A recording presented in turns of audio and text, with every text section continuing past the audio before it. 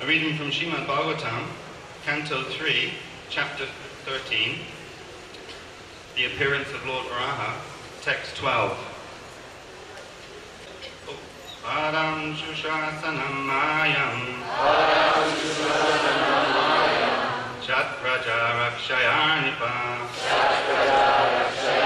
Bhagavam Ste Praja Bhartur Rishikeshon Utushyati Param, the greatest. Shushanam, devotional service. Mayam, unto me. Shat, should be. Praja, the living entities. Born in the material world. Rakshaya, by saving them from being spoiled. Nirpa, O King. Bhagavan, the personality of Godhead. Te, with you.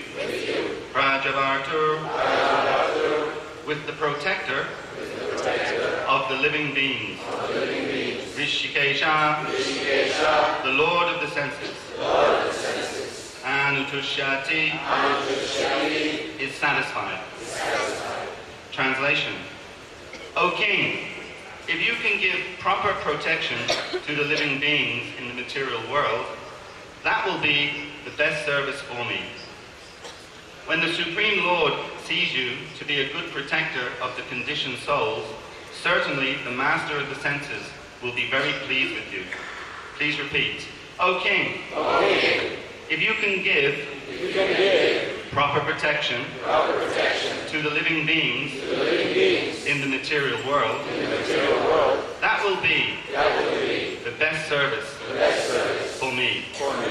When the Supreme Lord sees you to be a good protector of the conditioned soul, certainly the Master of the senses will be very pleased with you. Purport by His Divine Grace, Srila Prabhupada. The whole administrative system is arranged for the purpose of going back home, back to Godhead. Brahma is the representative of the Supreme Personality of Godhead, and Manu is the representative of Brahma. Similarly, all other kings on different planets of the universe are representatives of Manu. The law book for the entire human society is the Manu Samhita, which directs all activities towards the transcendental service of the Lord. Every king, therefore, must know that his responsibility in administration is not merely to exact taxes from the citizens, but to see personally that the citizens under him are being trained in Vishnu worship. Everyone must be educated in Vishnu worship and engaged in the devotional service of Rishikesh, the owner of the senses. The conditioned souls are meant not to satisfy their material senses, but to satisfy the senses of Rishikesh, the Supreme Personality of Godhead. That is the purpose of the complete administrative system. One who knows this secret, as disclosed here in the version of Brahma, is the perfect administrative head. One who does not know this is a showbubble administrator. By training the citizens in devotional service of the Lord, the head of a state can be free in his responsibility. Otherwise, he will fail in the onerous duty entrusted to him, and thus be punishable by the Supreme Authority.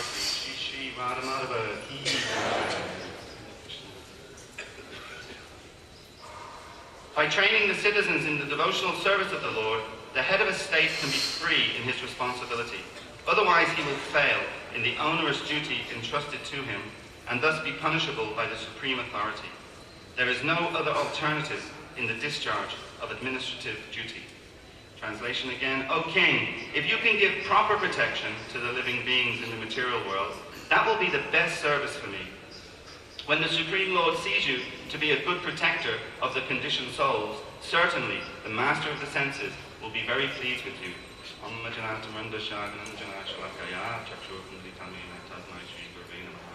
Chaitanya Manu Vishnu Stha Pitanu Kutu Esa Pākarāma Shri Krishna Chaitanya Prabhu Nityananda Shri Advaita Gadadhara Shivasati Gaura Bhaktavinda Hare Krishna Krishna Krishna Hare Hare Hare Rama Rama Rama Hare Hare. Firstly, I have to make a comment that I feel right now that I'm suffering from the Ramaharshana Sutta complex, sitting here in front of all these exalted Vaishnavas. I'm just hoping that nobody has brought in a piece of pusha grasses. So I will humbly speak in front of you all, or try to be humble in speaking. So it's an interesting verse, and for a book dealing with administration for the last few weeks here in Mayapur, the GBC body has been also trying to deal with administration and trying to get it right. Here in the purport, Prabhupada is making it very clear that it's very important that we get it right, because if we don't get it right and we fail in our onerous duty, Prabhupada, even though English was not his first language, has a wonderful ability to choose the right word for every occasion. Another word that always comes to mind, Prabhupada used many, many times in different purports, he would say the stringent laws of material nature. For those whose English is their first language, they will know that the word stringent means there is no flexibility, there is nothing, there's no give. It's just absolutely rigid, like those steel cables that hold bridges together. So in the same way, onerous, it's a very kind of strong word in the English language. It's a very onerous responsibility, very heavy responsibility, very serious responsibility, very grave responsibility. And if you don't get it right, then you're in trouble. We understand, or Prabhupada says in other purports, that the head of state has to accept, I think, 1/6, of the karma of the citizens. So if you're the head of state of India, of 1 billion people, I think, is it thereabouts? If we have some mathematicians in the room, we can take 1/6 of 1 billion. Well, 1/5 is 200 million. So there's probably more than 1 billion in India. So we can roughly say that if you're the head of state of India, you have to accept the karma of 200 million people. That's a pretty onerous responsibility. So it's very, very important that we get it right. And of course, we're given the blueprint, the framework, the model, the strategy, everything's given. Krishna tells in the Bhagavad Gita, Chaturvarnam Mayashishtam, Gunakarma Vibhagasha, that he has actually created the perfect administrative setup, the 4 varnas and the 4 ashrams. And so that's been created by Krishna. One devotee said to me recently, because oftentimes when we get discussing the subject of varna ashram, it's like another onerous responsibility to even discuss it, what to speak of trying to implement it. So one devotee said to me recently, yes, but the Hare Krishna movement, what's essentially the first item of devotional service that you require in order to progress in your devotional life? The first item is Shraddha, faith. So this devotee said to me that, so faith is a very important part of a devotee's life and a very essential part of the Hare Krishna movement. He said there's no place for atheism in the Hare Krishna movement. It would be quite funny if we had atheistic devotees, no? That's a real kind of rasa basa. So Krishna tells us that the 4 orders of Varna and Ashram is the perfect administrative system. So therefore we should, with faith, try to implement that system that Krishna has given us. Sometimes devotees refer to the conversation between Lord Chaitanya and Ramananda Roy, when Ramananda Roy mentions Varnashram as being something to work on, so to speak, and Lord Chaitanya more or less dismisses it. But of course, if we're trying to achieve here to please the Supreme Personality of Godhead, Haritoshanam, we also learn from Bhagavatam, Ahoitakiya Pratihata, that our devotional service should be unmotivated and uninterrupted. I think, certainly speaking for myself, that I cannot claim that my devotional service is uninterrupted and unmotivated. Therefore, dismissing Varnashram at this point in my devotional life is maybe not such a good idea. And Srila Prabhupada also told us towards the latter days of his manifest pastimes that 50% of my work is done, and now I want you to work on and organize and manifest the other 50% of my work. So it would seem we have many challenges in our individual lives as devotees, and also many challenges as the Hare Krishna movement. The Hare Krishna movement, Srila Prabhupada, when he created it, his intention was it was going to be the ideal movement and the ideal society to show greater society how to live their lives. So it's not that we've been free of difficulties and problems, and of course Prabhupada would tell us that, and we know the saying, that failure is the pillar of success. So we have to identify what is the right way to move forward and retain faith and conviction and enthusiasm to do that, to implement the Varnashram system within our society, so that we can create as perfect a Hare Krishna movement as we can, and then use that as an example to show to the outside world. And here it's very clear that if we don't do that, because in one way or another, we are all leaders. One way we're all simultaneously followers, and we all are leaders too. And we've been brought to Lord Chaitanya's movement, so therefore we have a responsibility to try to implement and achieve what's being requested here by Srila Prabhupada. Also though, that's on a society level, that we have to try to do that.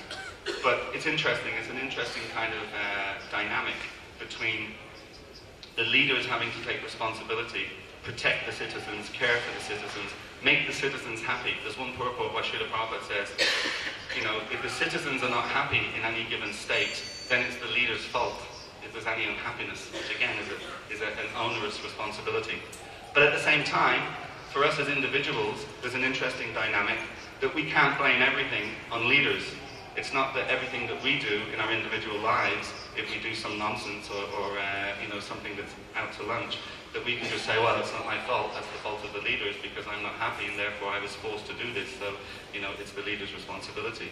There's this verse also in the third canto of the Srimad Bhagavatam Canto, where it's being explained that a combination of our own activities as devotees, and not as devotees, as living entities rather, our own activities, and then under the jurisdiction of the Supreme Personality of Godhead, that's what shapes our next life, where we're going in our next life, like that.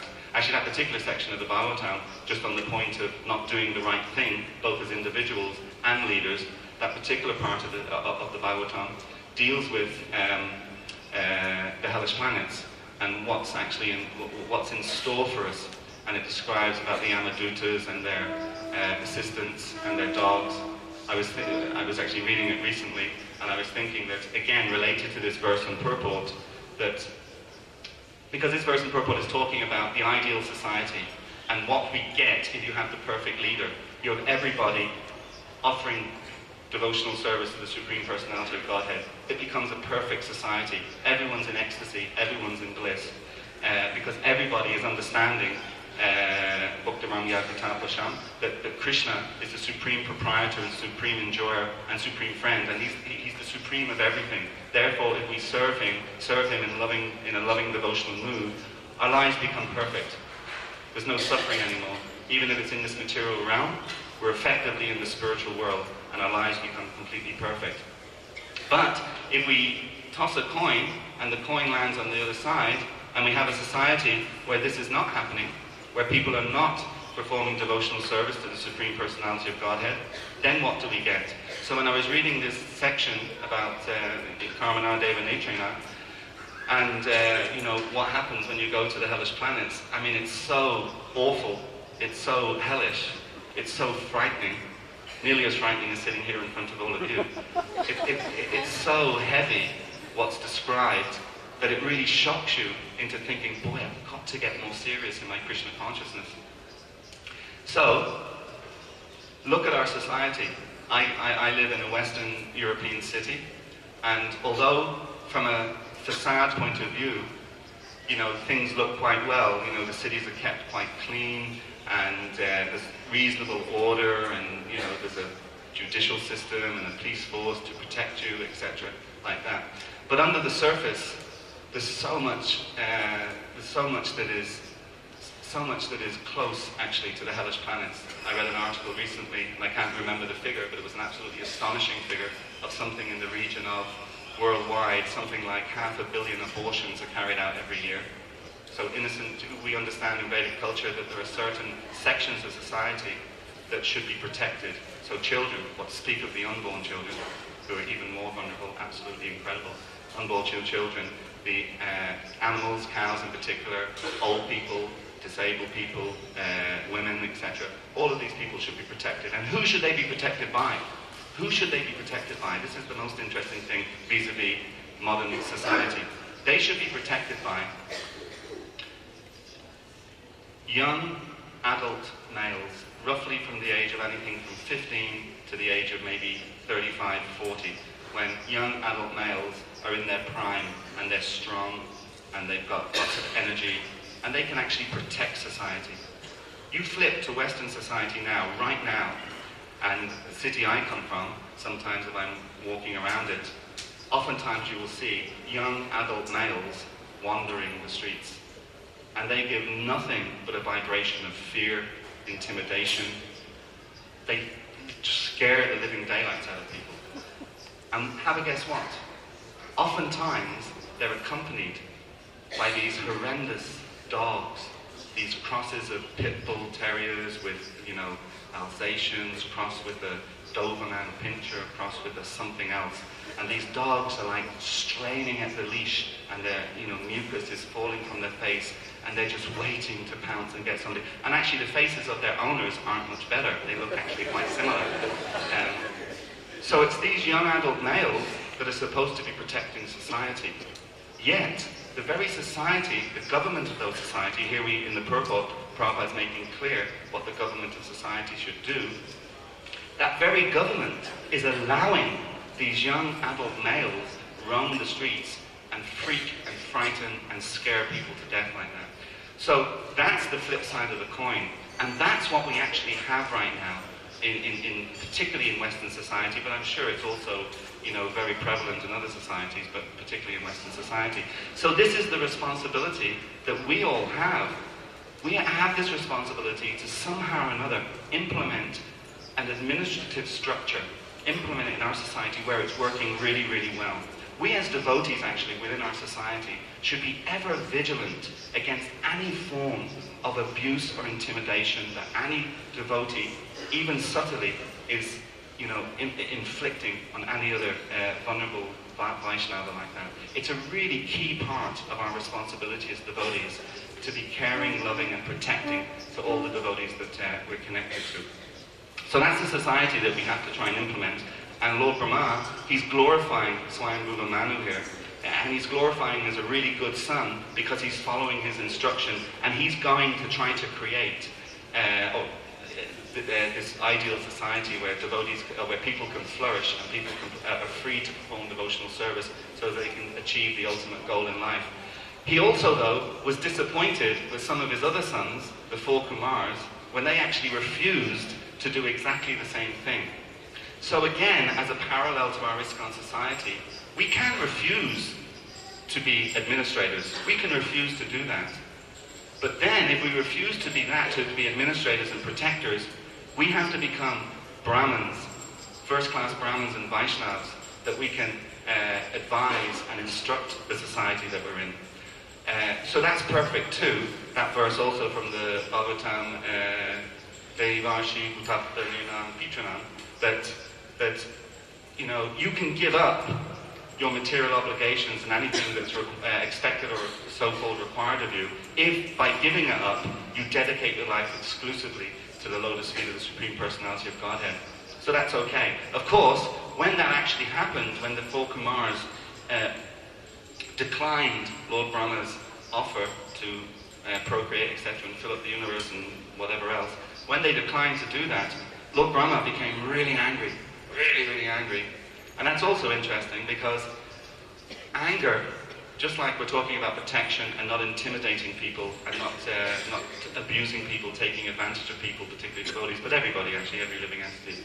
In order to achieve that, we have to really have our anger under control. It's such an important thing to control our anger.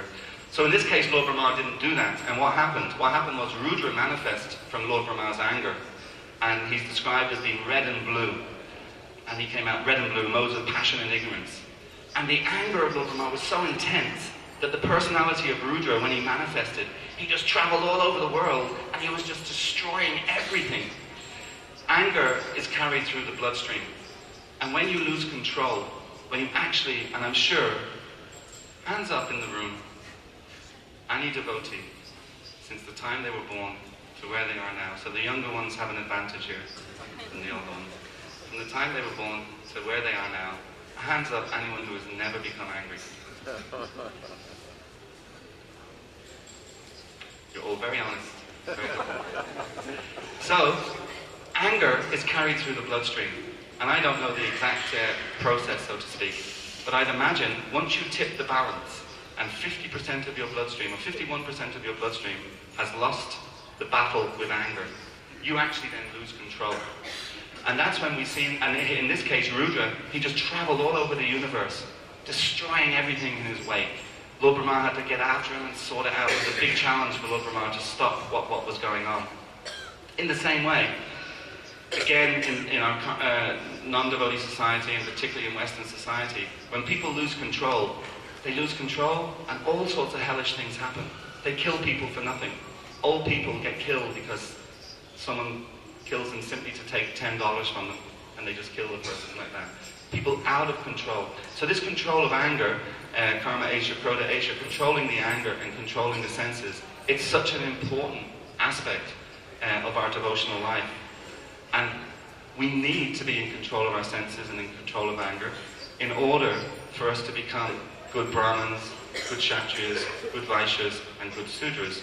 We actually need to be in control of those things, in order to set the example for greater society. And the goal, of course, Hari Toshanam, to please the Supreme Personality of Godhead. That's the actual goal. If we ever, that verse I quoted earlier, Bhaktaram Yagyatampusham, Sarvaloka Maheshwaram, both in the translation and the purport of that verse, it's described that if you accept that Krishna is the supreme proprietor, the supreme controller, the supreme enjoyer, if you're accepting that, because we're talking about Lord Brahma, let's not analyze, but let's consider Lord Brahma for a few moments. 12 hours, if I'm wrong here, please correct me, but 12 hours of Lord Brahma's life is 4,300,000,000 years of our life. 12 hours of his life. So therefore, his full lifetime is 311 trillion, whatever else. Huh? 40 billion. 40 billion. 311 trillion, 40 billion. So his full lifespan is 311 trillion years and 40 billion years. We just, we can kind of forget about the 40 billion years because it's got 311 trillion. Can we conceive of 40 billion years? I can remember as a little boy, when I was sort of 13, 14, and I can remember lying in my room at night. Sometimes I couldn't go to sleep for whatever reason. And I remember trying to understand the concept of eternity. First off, I completely forgot about trying to figure out that eternity had no beginning. I decided, actually, that's too far out. I can't deal with that. So let's deal with the other half of eternity, that it has no end. And there I'm trying to calculate my life. Well, I'm 13 years of age. Okay. Now, boy, when I reach at that time we were talking about the millennium because the year 2000 was sort of a few decades away. And I remember working out that I'd be 38 years of age in the year 2000. I remember thinking, boy, I'll be 38 years of age. I'm only 13 now. Boy, that's just eons away. That's so far into the future. I'm thinking of whatever that is, 17, 18 years, whatever it was. 311 trillion years. That's Lord Brahma's life, and 40 billion. That's his lifespan. And who is Lord Brahma? Lord Brahma simply comes from the lotus stem of Garbhodakshai Vishnu. Garbhodakshai Vishnu, there is unlimited Garbhodakshai Vishnus who come from Mahavishnu, from the pores of Mahavishnu to go to all the different universes. So, Mahavishnu, he is but a partial expansion, just a partial expansion of the Supreme Personality of Godhead. So this Supreme Personality of Godhead, wow, what a person this person is. His position, his qualities, his eternality, everything about the Supreme Personality. So Krishna says in that translation, 529, if you accept that I'm the Supreme Proprietor, Supreme Controller, Supreme Enjoyer, you will engage. And there's another sister verse actually, which is Etam vibhutam yogam cham amayo vetatapadaha sovikapena yogina yujate natcha samshaya, which if you accept, Krishna speaking, if you accept this mystic power and opulence of mine, you will engage in unalloyed devotional service. Of this there is no doubt.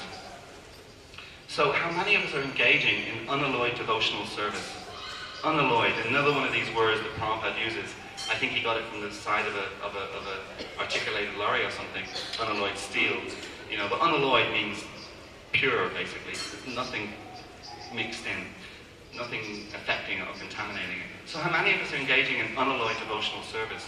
So if we're not engaging in unalloyed devotional service, then the flip side of that, or the logical conclusion is that we do not accept Krishna's mystic power and opulence, and we do not accept that he's the supreme proprietor and supreme enjoyer and the supreme controller. We do not fully accept that, because if we fully accept it, he is telling us we will be engaged in unalloyed devotional service. So from that we can conclude that we have much work to do in our devotional life, and we have to continually try to convince ourselves of our position vis-a-vis the Supreme Personality of Godheads. In other words, how great is God, and how vulnerable, actually, is another good word. Vulnerable. Prabhupada uses the word insignificant a lot. So insignificant, but vulnerable, precarious. Our precarious, vulnerable position in this material world if we're not taking shelter of Krishna's lotus feet. Once, in the 1970s, there was a dictator. I'm sure we have some South American devotees sitting here today. There was a dictator in a country called Chile, and his name was Augusto Pinochet. And it is alleged, we have to be politically correct in our 2008 society, just in case that he was set up. It is alleged that, as with most dictators, he wasn't the worst, of course. We had, of course, Joseph Stalin in Russia. I'm sure we have a lot of Russian devotees here today, who allegedly killed 35 million people in order for him to retain his power base. 35 million people he killed because he wanted to be the controller. So he was pretty bad. I mean, in that sense, our dear Adolf Hitler was like just a little, little puppy. He didn't do me. He only killed 6 million. I don't know how many Augusto Pinochet killed, but I just want to talk about briefly how he killed them. What his so-called people he thought were a threat to him. What he would do is he would fly them out in big aircraft carriers, these big aeroplanes that can hold tanks and all that kind of stuff, massive things. And he would put thousands of people into these aeroplanes, and he would fly them out over either the Pacific or the Atlantic Ocean. And when the plane was in the middle of nowhere, the doors would open, and all of these people would be pushed out. And they would simply be falling to their death. When they were falling to their death, you can be sure that their minds became focused. And the atheists suddenly became theists, and the theists suddenly became at least Kanishta Adhikaris, if not more. And they would have been praying to God, please forgive me for all my sins, and please protect me, please look after me. Because the mind has suddenly been focused, because they're falling very quickly and very soon to their death. I don't know, usually 22,000 feet, so probably takes about 10 minutes, I'm not sure. Something like that. But actually, in the every single one of us in the material world, we have been pushed out of that aeroplane. We are now falling from that aeroplane. And it's just a matter of minutes or hours or whatever it is that we're just going to go flat. That's our situation. We're falling out of the airplane. However, while we're falling out of the airplane, we have a tendency, when we meet up with someone on the way down, to start a conversation with them, something along the lines of, how are you today? How are you feeling? I said, well, I'm feeling pretty good, actually. I just bought a lotto ticket and I won $500. So personally, I'm in good spirits. My daughter just got married. Seems like a nice boy that she got married to, so I don't have any more family responsibilities. I'm going on a long holiday now with my wife, to the Seychelles, as soon as I learned. And we have all these kind of conversations every day of the week. But actually, we're falling from an airplane just about to go splat like that. So that's why we saw in the play the other night, Queen Kunti praised the Lord Krishna, that please let these calamities come again and again and again and again and again and again to remind me of the precarious, vulnerable situation that I'm in this material world. And don't let me, for whatever reason, be distracted from what the real goal of life is. And the real goal of life is to forever be performing devotional service. In this age, we know that the easiest way, and visiting here to Mayapur is so wonderful, you just never stop hearing the holy names, except right now when I'm talking, so I apologize for that. But nearly all day long, from 4 o'clock in the morning in the Samadhi auditorium, and then the morning program here, and then all day long you hear the devotees chanting, or there's kirtan going on, and the Harinam at 3 o'clock, and right up actually to quite late at night when you're trying to take rest, and there's still kirtan going on somewhere, and people are chanting. So it's so glorious that we're constantly hearing the holy name. And here, the chanting of the holy name of Krishna, again, we have to have faith that this is the best way for us to overcome all our anarthas, for us to become free of all these anger and lust and all these different bad qualities, and to be able to eventually reach the lotus feet of the Supreme Personality of Godhead. The Maha Mantra, it's not of this material world. It descends from the spiritual world. It's spiritual. It descends from the spiritual world. And it comes in, it enters our ear when we're chanting. From our ear, it goes directly to our heart. And from our heart, it immediately starts cleaning the heart of all these unwanted anarthas that we have. And the amazing thing is that this chanting and focus on the holy name of the Supreme Personality of Godhead is consistent throughout every religious tradition in the world. In the Bible we're told that from the rising of the sun to the setting of the sun, one should call on the names of God. In the Quran we're told of all the names of God, of all names, the name of God is the best, and one should call on them to be saved by them. And of course in our tradition there are just unlimited references to the holy name, not least Harinama Eva Kevalam, Kalona Nashjeva Gati Anyata. That in this age of Kali, the only means of salvation is to call, chant, meditate on the names of God. Hare Krishna, thank you all very much. Shiva Prabhupada, Ki.